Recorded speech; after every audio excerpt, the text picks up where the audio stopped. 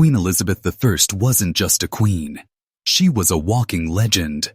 She called herself the Virgin Queen, wore fancy dresses covered in jewels, and ruled with a sharp mind and strong hand.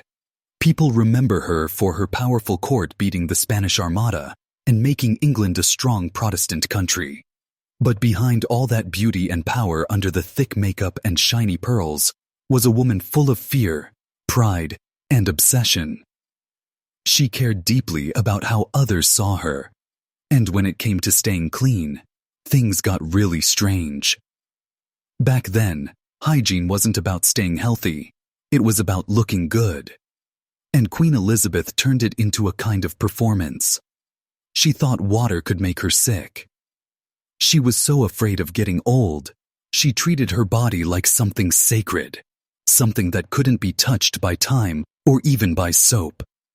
In this video, we'll show you 5 of the weirdest and most shocking things Queen Elizabeth I did to stay clean. And the last one, you won't believe it. Sugar. Elizabeth had a powerful addiction. Sugar. At the time, sugar was not something everyone could afford. It was rare, expensive, and came all the way from far-off lands. Most people might never taste it in their lifetime. But for the Queen of England, it was everywhere. She didn't just enjoy sweets, she drowned in them. Her royal meals included candied violets, sugar-covered fruits, sweet almond marzipan, and desserts soaked in syrup. To have sugar was to show off your status. Elizabeth didn't just eat it. She used it to show off England's growing power and wealth. But here's the shocking truth. This sweet obsession came with a terrible cost. In the 1500s, dental care was primitive. Toothbrushes were rough, and most people cleaned their teeth with twigs, rags, or crushed eggshells. The Queen, however, had her own special mix, a homemade toothpaste made of sugar and herbs. Yes, sugar, the very thing rotting her teeth, was the same thing she used to try to clean them. To make it worse, she also used gritty powders that scratched away her tooth enamel. Over time, her once royal smile turned into something shocking. Foreign visitors noticed it. By the 1590s, her teeth were black, broken, or missing entirely. Her breath was said to be so foul, it made people around her physically uncomfortable. And sometimes her words were hard to understand, because she was speaking through a mouth of rot. Yet, she refused to let doctors pull them out. Elizabeth was known to be stubborn and terrified of pain. To convince her it wasn't deadly, one of her courtiers even volunteered to have a tooth pulled in front of her. Imagine that. Someone willingly screaming in agony just to get the Queen to open her mouth. But perhaps the strangest part was what happened next. Rather than mock her decaying teeth, the noble women in her court copied them. That's right. They blackened their own teeth with soot and charcoal to match the Queen's look. In her court, even tooth decay became a symbol of class. If the Queen had black teeth, then black teeth meant beauty, power, and wealth. The darker your smile, the richer you must be. In a world where everything the Queen did became fashion, even rotting teeth became desirable. That's the power of royalty. Bathing. You may have heard the shocking quote, "I bathe once a month whether I need it or not." Some say Queen Elizabeth really said it. Others say it's just a legend. But either way, it shows how people thought about cleanliness in the 1500s and how strange it was compared to today. Back then, water was seen as dangerous.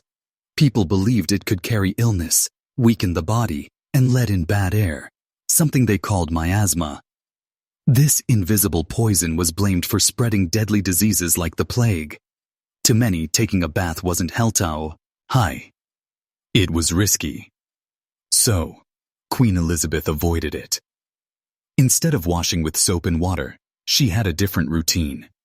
She would change her linen undercloak called shifts, sometimes several times a day.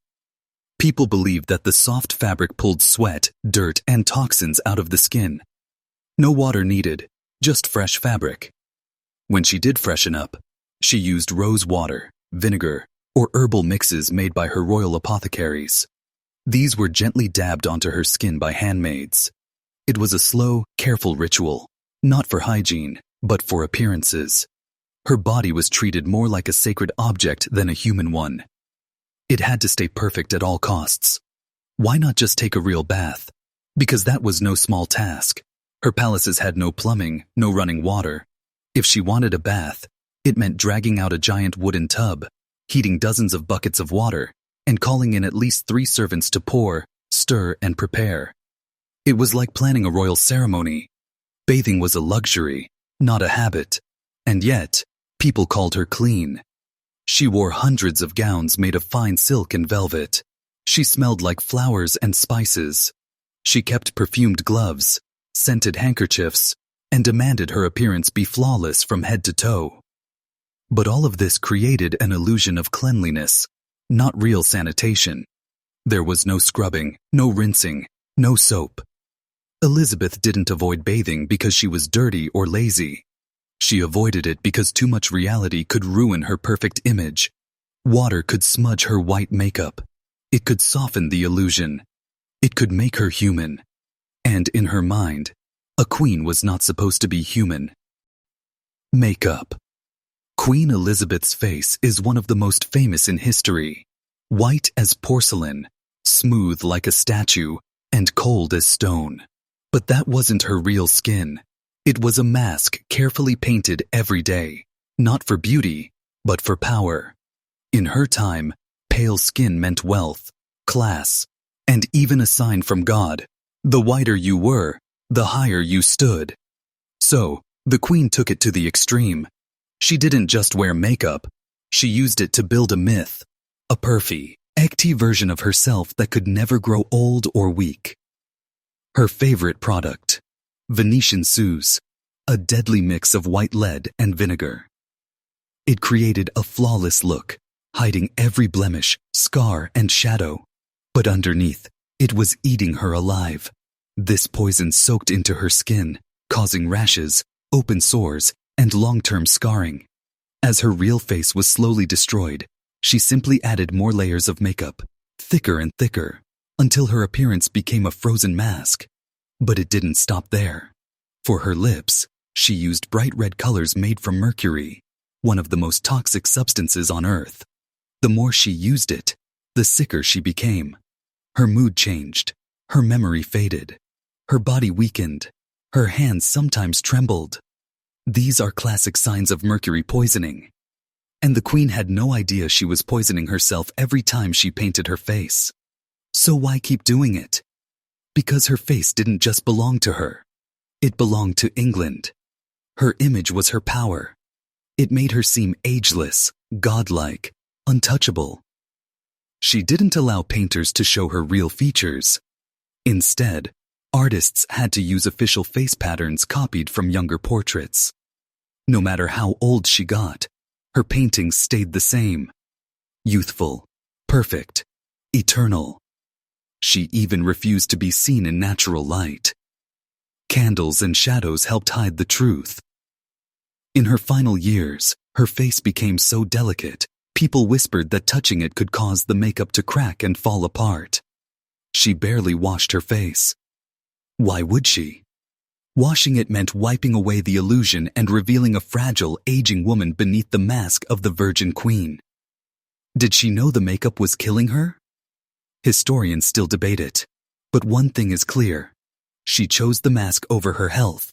She was willing to destroy her body to keep the legend of Gloriana alive.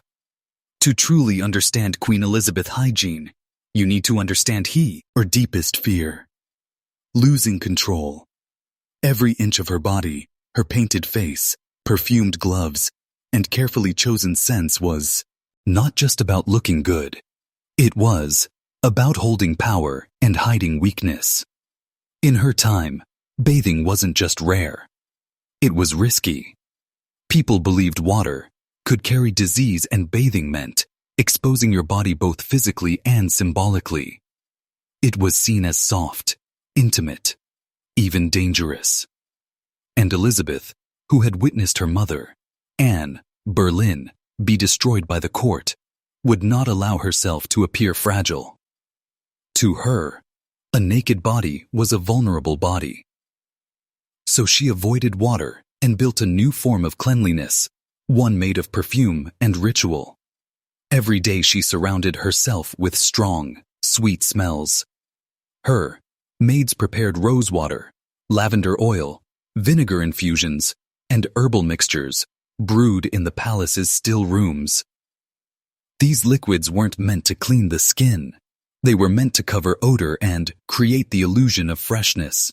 A few drops behind the ears, a wipe on the wrists, a fragrant handkerchief tucked in her sleeve, and she would drift through her court like a walking flower, garden, untouched by human scent. She carried pomanders, small ornate balls filled with herbs and resins, hidden in her dress or worn on her belt. Whenever a foul odor crept too close, she would lift one to her nose and breathe in the controlled world she had built. These objects weren't just for comfort. They were a clear message. I am not like you. I do not stink like the rest of the world. Even her clothing was part of the performance. Her gloves were perfumed, her handkerchief soaked in oils, and her dresses layered and stiff designed to hide her body and trap scent. She was known to give out scented gloves to her courtiers, a gift that didn't come from her skin, but from her image. And as for her hair, it was rarely washed. Washing it was seen as dangerous, especially for someone who wore so much makeup. Instead, her real hair was stiffened with sugar water and egg whites, then powdered. As she aged and began to lose hair, likely from years of lead and mercury poisoning, she switched to wigs, especially auburn ones, to keep up her image. But underneath all that powder and perfume, her body was falling apart. Years of toxic makeup had left her skin scarred, thin, and blistered. Rumors spread of peeling skin, open sores, and a face too damaged to touch. And yet, she kept painting it thicker and thicker. She even banned mirrors from her private rooms. No one was allowed to see the truth, not even herself. It said she had a servant whose only job was to powder her shoulders in private to make sure no one ever saw her real skin. Elizabeth had become a prisoner of her own illusion. Bathing wasn't just skipped because it was hard. It was skipped because it meant wiping away the mask. To wash the body was to admit it was aging, cracking, human. And Elizabeth had spent her whole life convincing the world she was more than human. In her final years, she carried a scented walking stick. When passing smelly courtiers, she would raise it to her nose, not just to block the odor, but to remind everyone, I am the queen. I do not belong to your world. Her body was no longer just flesh and bone. It was the symbol of the crown. It had to stay perfect, even if it meant sacrificing the truth underneath. To Elizabeth, cleanliness was not about being healthy. It was about staying untouchable. Waste. From the outside, Queen Elizabeth of Fura's palaces looked like heaven on earth. Massive stone walls, golden ceilings, velvet carpets, and halls filled with music and silk. But take one step past the royal image, and you'd find something far less glamorous. There were no toilets, no sinks, no plumbing. That's right. Behind all the beauty, the queen lived in a world that smelled like a sewer. Her most private toilet was a fancy wooden chair called a close stool. It was keyed elegant on the outside, but under the cushion was just a ceramic pot for collecting waste. It had to be emptied by hand, cleaned, and perfumed multiple times a day, and it wasn't done by a servant. It was done by someone with royal power, the groom of the stool. Don't let the job title fool you. This man was no janitor.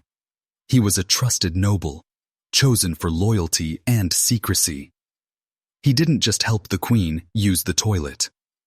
He also helped her get dressed, manage private matters, and sometimes even shared secret political conversations.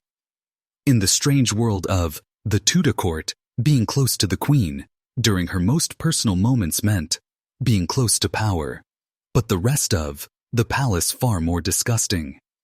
There were no flushing toilets, just chamber pots, buckets or bowls for waste used by everyone.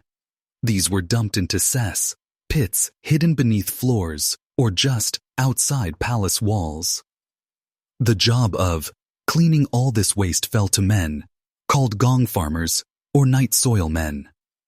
They worked at night carrying buckets of human waste through dark hallways and narrow stairs, trying not to spill as they emptied the filth into open trenches. The smell was awful, and it never really went away. To cover it up, the palace burned herbs like lavender, rosemary, and sweet marjoram. People sprinkled flowers on the floors and laid down straw or rushes soaked in oils to try to trap the odor. But these rushes weren't cleaned often. Dirt, hair, crumbs, and rot built up underneath, creating a hidden layer of filth. Even the queen couldn't escape the stink. She moved her court from palace to palace, not just for politics, but to escape the smell. The longer she stayed in one place, the worse the waste problem became. No amount of perfume could hide the truth forever. This was the true face of royal life, a world of gold and velvet on the outside, but decay and disease underneath. A place where power sat beside filth, where the most powerful woman in England lived in constant battle with the smell of her own kingdom. Queen Elizabeth didn't rule by accident. She ruled with strategy, style, and smoke and mirrors. Her hygiene wasn't lazy, it was intentional. Every skipped bath, every drop of rose water, every powdered wig was part of a grand performance. In a world where a woman's strength could be torn apart in a single rumor, Elizabeth made herself into something untouchable, ageless, and beyond human. She knew the truth. To bathe was to risk the mask. Water could wash away her power. A bare face might invite judgment. A real aging body could destroy the illusion she had spent decades perfecting. So instead, she powdered, she perfumed, she painted, she posed, and she became a legend. Elizabeth I may not have been clean by today's standards, but she was flawless by design. In her world, soap and water were not tools of health. They were threats to power. She didn't just survive. She mastered the art of being seen without being known. In the end, her true cleanliness was not on her skin. It was in her image. And for a queen, image was